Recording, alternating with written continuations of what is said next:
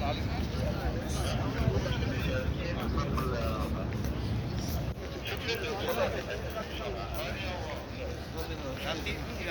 ज़ियारत के लिए लाइन लगी हुई है और तकरीबन ये 1 मील लंबी है।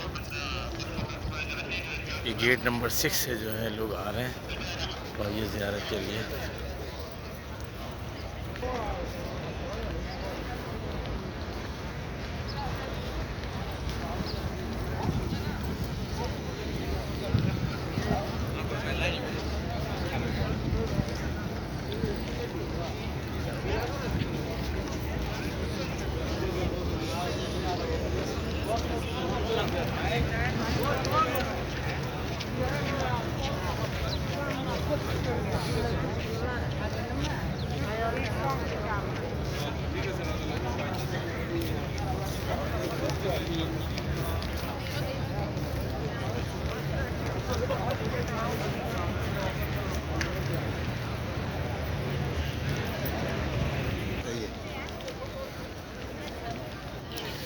ये सब जो है ज़ियारत के लिए ये यहाँ से लाइन लग रही है।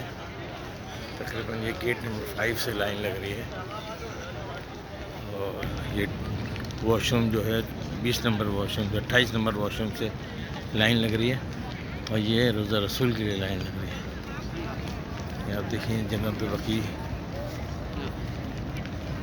ये देखिए पूरा ये सारा लाइन लग के ये रश लग के सिर्फ ये रोज़ा रसूल पे जो है ना लोग जा रहे हैं हाज़िरी के लिए।